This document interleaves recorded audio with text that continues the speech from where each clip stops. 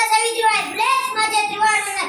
आदरणीय व्यासपीठ, गुरुजन वर्ग आणि माझे बालमित्र आणि इथे उपस्थित तमाम नागरिकांना स्वातंत्र्य दिनाच्या कोटी कोटी शुभेच्छा. आज आपला 79वा स्वातंत्र्य दिन आहे.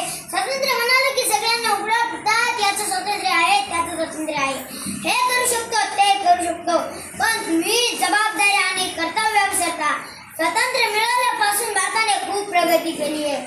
सुईला छिद्र पाडता येत नव्हतं, आता चंद्रावर पाऊल ठेवला आहे. विज्ञान, तंत्रज्ञान, शेती, उद्योग धंदे याची भरभराट चालली आहे.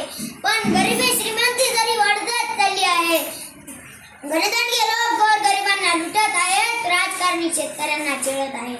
आपण निवडलेला मंत्री विधानसभेमध्ये रमी खेळतो तरी त्याला याचं काही वाटत नाही. शेतकरी इथं शेतीत लाखो रुपये टाकतात, पीक येईल का नाही हे त्यांना माहीत नसत, पण प्रत्येकाने प्रामाणिकपणे शेतीत राबतात. आणि आमचा मंत्री शेतकऱ्यांच्या अडचणी सोडवायच्या सोडून विधानसभेमध्ये पत्ते खेळतो. किती दुर्दैव आहे आमचे.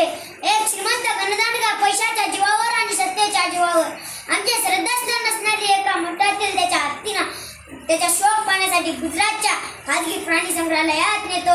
लोक शांतीच्या मार्गाने आंदोलन करतात, मोर्चे काढतात, पण त्याला काही पण फरक पडत नाही, कारण त्याचा बाप अब्जोपती असतो.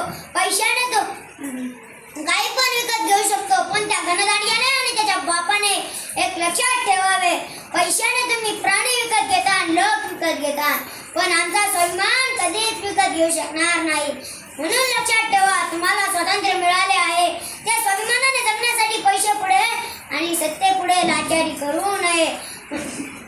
खोट्याला खोटं म्हणा आणि स्वाभिमान जपा. एवढं बोलतो आणि थांबतो. जय हिंद, जय महाराष्ट्र. Very good.